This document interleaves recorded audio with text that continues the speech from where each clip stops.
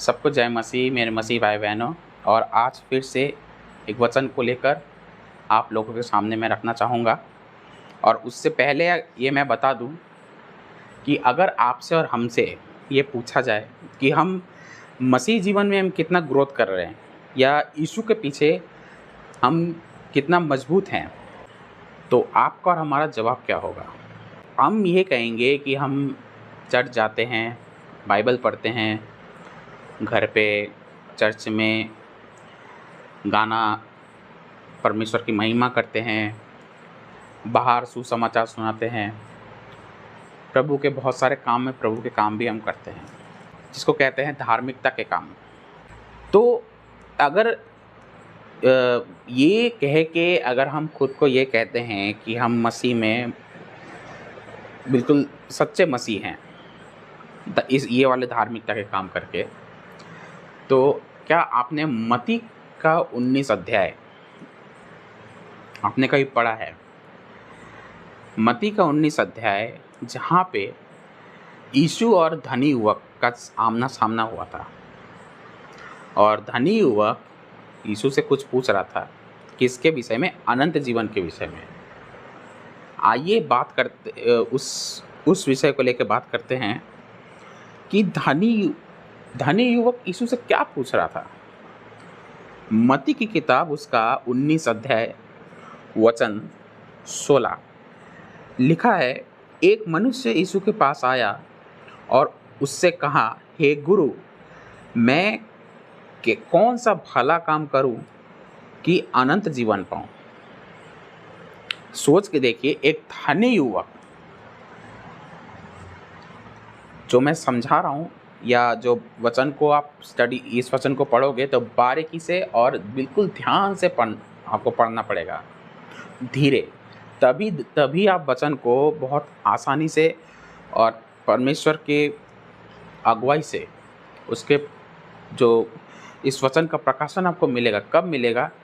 जब हम परमेश्वर के सामने एक शून्य बनकर, दीनता के साथ, नम्र दिन बनकर हम परमेश्वर के सामने जब बैठेंगे कि परमेश्वर, हो सकता है कि अभी तक मैं ये सोचता था कि मैं आपके पीछे चल रहा हूँ, हो सकता है कि मैं अभी तक ये सोचता था कि मैं बहुत ट्रू क्रिश्चियन, मैं एक सच्चा मसीह हूँ। तो इस वचन को रखकर आप परमेश्वर से एक बार प्रार्थना करके इस वचन को पढ़ना। इस वचन को पढ़कर आपकी आंखें ज़रूर खुलेंगी, जैसे मेरी भी खुली। वही चीज़ मैं आपसे शेयर करूँगा। तो क्या कहा यहाँ पे धनी युवक ने कि यीशु, अनंत जीवन पाने के लिए मुझे क्या करना होगा? यही चीज़ तो आज पूरे मसीही जगत एक ही उनके दिमाग में, दिल में एक ही बात रहती है कि मुझे किसी तरह स्वर्ग राज्य में, या दूसरे शब्दों में अनंत जीवन में मुझे प्रवेश करना है, किसी तरह। यही चीज़ एक धनी युवक वो पूछ रहा था कि मुझे ऐसा कौन सा भला काम करूं कि अनंत जीवन पाऊं। यीशु ने, पता है उसको क्या उत्तर दिया? कि उसने उससे कहा, तू मुझसे भलाई के विषय में क्यों पूछता है? भला तो एक ही है, कौन? परमेश्वर। पर यदि तू जीवन में प्रवेश करना चाहता है तो आज्ञाओं को माना कर। तो क्या लिखा है यहाँ पर? यीशु ने इसको उत्तर दिया, और उत्तर भी देखो यीशु ने किस तरीके से इसको दिया। यीशु ने ये नहीं कहा कि तू व्यभिचार छोड़, मूर्ति पूजा छोड़, चर्च जा, प्रार्थना कर, ये कर, वो कर, फास्टिंग कर, तो तू जीवन में प्रवेश कर सकेगा। यीशु ने इसको ये उत्तर नहीं दिया। यीशु ने उसको उत्तर क्या दिया कि भला, तू कौन सी भलाई के बारे में तू मुझसे पूछ रहा है? तू तो जानता है कि भलाई की क्या, तुम्हारे लिए क्या भला है, क्या बुरा है, अच्छी तरह से जानते हो। ये कहाँ से आया? भले बुरे का ज्ञान कहाँ से आया? ये आदम की वाटिका से, आदम से। तो तुमको बताने की ज़रूरत नहीं है कि तुम्हारे लिए क्या भला है, क्या बुरा है। लेकिन अगर तुम ये पूछ रहे हो कि जीवन में प्रवेश करने के लिए मुझे क्या करना होगा? यीशु ने कहा, आज्ञा को माना कर। अब 18 को पढ़ते हैं। उसने उससे कहा, कौन सी आज्ञा है? यीशु ने कहा, यह कि हत्या न करना, व्यभिचार न करना, चोरी न करना, झूठी गवाही न देना, अपने माता पिता का आदर करना और अपने पड़ोसी से अपने समान प्रेम रखना। यीशु ने मैं यहाँ पे बहुत गौर करने वाली बात है।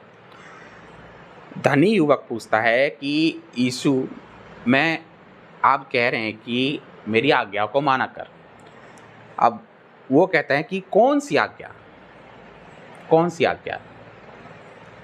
यीशु जी, आप मुझे ये बताइए कि कौन सी आज्ञा मैं मानूं ताकि मैं आपके जीवन में, मतलब अनंत जीवन में प्रवेश कर पाऊं।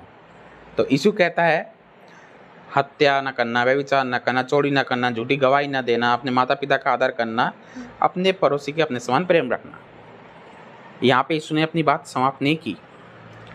यहाँ तक जब यीशु रुके, उसका रिप्लाई क्या आया?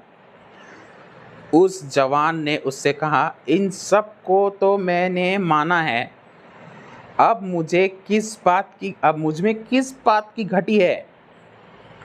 वो कहता है कि यीशु जी, मैंने हत्या नहीं किया, मैंने व्यभिचार नहीं किया, मैंने चोरी नहीं किया, झूठी गवाही नहीं दिया, अपने माता पिता का आज्ञा माना, अपने पड़ोसी से भी मैं प्रेम करता हूँ। यही चीज़ मैंने आपसे पूछा था पहले कि अगर आपसे और हमसे ये पूछा जाए कि हम मसीह में कैसे हम खुद को साबित कर सकते हैं कि हम मसीह में मजबूत हैं, तो धनी युवक भी तो यही कह रहा है कि हम तो ये सब मैंने किया ही नहीं।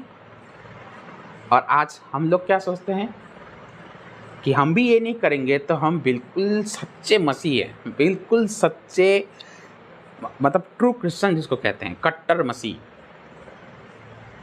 क्या आप और हम यही सोचते हैं? क्या आप भी अभी तक इसी चीज़ में अटके हैं कि आपने व्यभिचार नहीं किया, मूर्ति पूजा नहीं किया, जो मूसा की 10 आज्ञा हैं आपने उसका पूरा पालन कर लिया, और आप अभी तक ये सोच रहे हैं कि हम मसीह में बिल्कुल मजबूत हैं?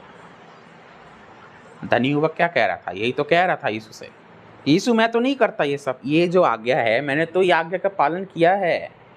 आप जो मुझे कह रहे हो कि सारे आज्ञा मैं मानता हूँ, और सारे आज्ञाओं को खाली माना नहीं, इसका पालन भी मैंने किया है। इसके बावजूद भी आप मुझ में कह रहे हो कि मुझ में एक कमी है। किस बात की कमी है मेरे अंदर? अब 21 में पढ़ते हैं, यदि तू सिद्ध होना चाहता है तो जा अपने माल बेचकर कंगालों को दे और तुझे स्वर्ग में धन मिलेगा, और आकर मेरे पीछे हो ले। यीशु का यहाँ पे जो जवाब उसको दिया, क्या दिया? तूने सब छोड़ा, तू व्यभिचार नहीं करता, मूर्ति पूजा नहीं करता, माता पिता की आज्ञा मानता है, तूने बहुत अच्छे अच्छे भले काम, अपने पड़ोसी से भी तू प्रेम करता है, तूने अपने दुश्मनों को तक को तूने क्षमा कर दिया, तूने बहुत अच्छे अच्छे भलाई के काम किए हैं। यदि तू सिद्ध होना चाहता है तो अपने माल को, क्यों, कौन से माल की बात कराता है? उसका नाम ही धनी युवक है, मतलब वो इतना पैसे वाला था। जैसे यीशु ने क्या कहा, धन और परमेश्वर दोनों की एक साथ सेवा नहीं कर सकते। दो स्वामी इस पृथ्वी पर, एक धन और एक आपका परमेश्वर। जैसे इस दुनिया के लोग कहते हैं कि पैसा ऐसी चीज है कि पैसे से हम कुछ भी खरीद सकते हैं, कुछ भी। पैसा बहुत कई बातों में कई चीजों में काम आता है, ऐसी बात नहीं है। लेकिन यीशु ये नहीं कह रहा था कि तुम पैसे मत कमाओ, यीशु ये नहीं कह रहा था कि तुम पैसे इकट्ठा या जमा मत करो, नहीं। यीशु यहाँ कह रहा था कि तुम किससे करते हो, पैसों से या मुझसे? तुम सोच रहे हो कि तुम ये सब जो आज्ञा, हत्या ना करना, व्यभिचार नहीं करना, चोरी नहीं करना, झूठी गवाही ना देना, माता पिता की आज्ञा मानना, ये सब करने के बाद तुम खुद को सेटिस्फाई करते हो, मतलब खुद को संतुष्टि करते हो कि मैं अनंत जीवन में प्रवेश कर सकता हूं और मैं पूरी तरह से सिद्ध हो चुका हूं। यही आजकल के इस जगत के मसीही जीवन और पहले से भी चला आ रहा है। सबसे बड़ी गलतफहमी है कि मूसा की 10 आज्ञा मानने के बाद हम खुद को यह समझते हैं कि हम बिल्कुल सटीक मसीह हैं, बिल्कुल सिद्ध हो चुके हैं, और दूसरे इंसान को जो पाप में पड़े रहते हैं हम उसको एक पापी की नजर में देखते हैं।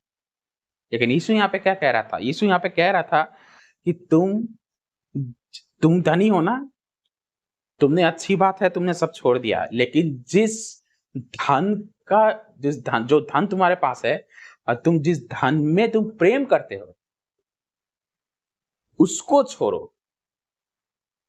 तब यीशु ने कहा कंगालों को दो और मेरे पीछे हो लो। क्या तुम ये कर सकते हो? यीशु ने उसको चैलेंज दिया। वो सब की बात नहीं कर रहा हूं मैं, यीशु कह रहा है कि मैं ये सब तो बात ही नहीं कर रहा कि तुमने क्या क्या अच्छे अच्छे काम किए। मैं बात कर रहा हूं तुम प्रेम किस चीज से करते हो। वो प्रेम आपके लिए कुछ भी हो सकता है, वो धन हो सकता है, आपका घर हो सकता है, आपकी फैमिली हो सकती है, आपका जॉब हो सकता है, कुछ भी आपके लिए वो प्रेम हो सकता है परमेश्वर के स्थान पे, क्योंकि परमेश्वर किसी को अपने स्थान पे रखने नहीं देगा। अगर परमेश्वर के स्थान पे अगर दूसरा कोई आ जा रहा है, कुछ भी हो, तो परमेश्वर उसको जरूर आपके सामने ये प्रश्न जरूर रखेगा, जैसे धनी युवक के सामने रखा कि तुम प्रेम किससे कर रहे हो? तुमने धन से प्रेम किया क्या? उसको छोड़ के तुम मेरे पीछे आ सकते हो? ये चैलेंज था धनी युवक के लिए। तुम खुद को मसीह कहते हो, तुम खुद को कहते हो कि मैंने बहुत अच्छे अच्छे धार्मिक का काम किए, तुम इतनी आसानी से तुम सोच रहे हो कि मसीह मतलब अनंत जीवन में तुम प्रवेश कर सकते हो। तुम्हारे लिए एक चैलेंज है कि तुम धन को, कंगालों को बेच के तुम मेरे पीछे आ जाओ। पता है धनी युवक का रिप्लाई क्या आया? मतलब धनी युवक ने क्या किया? उससे 22 में पढ़ते हैं, परंतु वह जवान यह बात सुनकर उदास हो गया क्योंकि वह बहुत धनी था। उदास किस लिए हुआ? यीशु ने इसको प्रश्न किया इसलिए उदास नहीं हुआ। यीशु ने उसको, अब वो इसलिए भी अपसेट नहीं हुआ या उदास नहीं हुआ कि यीशु उसको अनंत जीवन में आने के लिए उसको रोक रहा है या कुछ प्रश्न उसके सामने रख रहा है। उस बात के लिए वो उदास नहीं हुआ। उदास किस बात के लिए हुआ? कि यीशु उसको धन छोड़ने के लिए कह रहा था। क्या यीशु आपसे हमसे धन छोड़ने के लिए बात कहता है? नहीं, यीशु उस धन के प्रति प्रेम छोड़ने की बात यहां पे कह रहा था। तुम धन के लिए तुम मेरे को छोड़ने के लिए राजी हो गए। धन के लिए मतलब तुम ऊपर जब हम 16 से पढ़ते हैं, वो कह रहे थे कि यीशु मैं ये नहीं करता वो नहीं करता, मतलब तुम दोनों चीज अपने पास रखना चाहते हो। एक तरफ तुम मुझसे प्रेम करते हो, दूसरी तरफ धन से प्रेम करते हो। तभी तो 22 में आखिरी में जाकर वो उदास हो गया। वो यीशु की बात को टालकर वो धन के ही प्रेम में लौट गया दोबारा। उदास हो गया क्योंकि वो बहुत धनी था। रिच पीपल, वो बहुत ही धनी था, उसने यीशु का प्रेम ही त्याग दिया।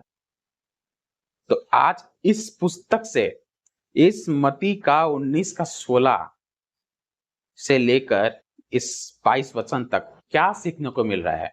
अगर आप ये सोच रहे हो कि मैं व्यभिचार नहीं करता, मूर्ति पूजा नहीं करता, झूठी गवाही नहीं देता, माता पिता की आज्ञा मानता हूं, मैं वो हर परमेश्वर की आज्ञा मानता हूं जो परमेश्वर कहता है, और वो मूसा की 10 आज्ञा में भी लिखा है, मैं सब कुछ करने के बाद अगर आप खुद को ये सोच रहे हो कि मैं मसीह में मजबूत हूं, तो आज आपको और हमको ये जांचना है कि क्या आप ये सोच रहे हो कि बस इतना सब कुछ करने के बाद हम अनंत जीवन में प्रवेश करना चाहते हैं? नहीं, क्योंकि परमेश्वर के राज में सिर्फ एक ही व्यक्ति है जो प्रेम के लायक है, वो है परमेश्वर। अगर आप परमेश्वर से प्रेम नहीं कर सकते, ये सब तो छोड़िए, ये सब परमेश्वर का कोई, आप इतने धार्मिकता के काम करते हैं मसीह के लिए, वो परमेश्वर का कोई मायने नहीं रखता। परमेश्वर को एक ही मायने रखता है कि आप मुझसे प्रेम कितना करते हो। क्या आप पहला स्थान आपकी लाइफ में कुछ भी हो उससे ऊपर आपने परमेश्वर को रखा है क्या? अगर ये है तो अनंत जीवन आपका है। क्या कहा था? यीशु के दाहिने ओर जो डाकू था उसने कहा कि मैं इस सजा के लायक हूं। यीशु उस यीशु को कह रहा था कि मैं तो इस सजा के लायक हूं, इसलिए मैं क्रूस पे हूं। आपने तो कुछ किया नहीं, आप क्रूस पे क्यों हो? यीशु ने उसको उत्तर क्या दिया कि तू आज ही तू मेरे साथ अनंत जीवन में प्रवेश करेगा। क्यों पता है? क्योंकि उसने अपनी गलती को एक्सेप्ट किया कि हाँ यीशु, मैं पापी हूं, मैं कुछ नहीं हूं उस पृथ्वी पर रहने के बावजूद भी, मैं कुछ नहीं हूं। तो क्या आज आप और हम ये तो नहीं सोच रहे कि हम बिल्कुल सिद्ध हो चुके हैं, हम बिल्कुल परफेक्ट हैं? क्या आप और हम ये बस मूसा की ये 10 आज्ञाएं, जितने भी आज्ञा हैं, बस ये इतना मानने के बाद क्या हम संतुष्टि में तो नहीं है अभी तक? कहीं ऐसा तो नहीं कि ये सब आपके जीवन में नहीं है, लेकिन कहीं ना कहीं ऐसा आपके जीवन में, कहीं ना कहीं ऐसा है कि आप किसी के प्रेम में, मतलब मसीह की जगह पे आपने मतलब कुछ रखा हुआ है, अब उससे आप प्रेम करते हो। कुछ भी हो सकता है वो, यीशु को आपने सेकंड पे रख रखा है, लेकिन आपके लिए प्राथमिकता कुछ भी हो सकती है, कुछ भी है जिसको मतलब आपने अपने दिल से इसको जोड़ रखा है। जब तक आप यीशु को पहला स्थान नहीं दोगे, जब तक उस आपके कुछ भी उन चीजों से जिससे आप प्रेम करते हो उससे बढ़कर परमेश्वर को आप स्थान नहीं दोगे, अनंत जीवन में कभी भी आप प्रवेश नहीं कर सकते। चाहे आप कितना भी आप व्यभिचार मत करो, मूर्ति पूजा मत करो, माता पिता की आज्ञा मानो, कुछ भी कर लो, अनंत जीवन में प्रवेश नहीं कर सकते। यही यीशु का धनी युवक और यीशु का जो ये जो शिक्षा है मती में, ये सबसे बड़ा लेसन है। लेकिन आज इसको हम एक किताब की तरह पढ़ते हैं तो इसको समझ में इसीलिए नहीं आता। लेकिन अगर आप इस एज अ आज्ञा की तरफ, परमेश्वर के वचन की तरफ उस तरीके से अगर आप पढ़ोगे कि नहीं ये बहुत जरूरी है मेरे जीवन के लिए, अगर जीवन में प्रवेश करना चाहते हो तो उस प्रेम को आपको छोड़ना होगा जिस जिस चीज से आप प्रेम करते हो। मसीह को छोड़ कोई भी प्रेम हमारे लिए व्यर्थ है। यही यीशु का अनंत जीवन धनी युवक को एक देने के लिए लेसन था। यही लेसन दिया उसको, लास्ट में वो उदास हो गया, वो चला गया। परखिए, अपने आप को जांचिए। मैं भी अपने आप को जांचता हूं, जांचना जरूरी है। कहीं ऐसा तो नहीं है कि परमेश्वर आपको उस चीज से आपको दूर ले जा रहा है लेकिन आप उदास हो रहे हो कि मैं क्यों इस चीज से मैं दूर जा रहा हूं। उससे प्रेम तो नहीं हो रहा है, कुछ भी हो सकता है, वो मुझे नहीं मालूम। वो आप जानते हो, आपके हृदय जानता है, परमेश्वर जानता है कि आप किस चीज से प्रेम कर रहे हो। तो हृदय को जांचने वाला परमेश्वर है, कोई इंसान तो हो नहीं सकता। बस मैं आपको बता सकता हूँ कि अगर ऐसा कुछ है आपके हृदय में या बहुत इंपॉर्टेंट है आपके लिए, वो परमेश्वर से भी इंपॉर्टेंट है, तो सतर्क हो जाइए। आशा करता हूँ इस वचन को रखकर आपको बहुत कुछ समझ में आया होगा और इस वीडियो को खूब शेयर कीजिएगा। जरूर से जरूर शेयर कीजिए और समझने की कोशिश कीजिए कि अनंत जीवन प्रवेश करने के लिए हमको क्या करना होगा, क्या काफी है हमारे लिए। इस वचन से आपको पूरा पूरा आपका जवाब, हर प्रश्न का जवाब इस वचन से आपको मिलेगा। चलिए दोस्तों, अपना ख्याल रखें, मिलते हैं नेक्स्ट वीडियो के साथ, तब तक जय मसीह।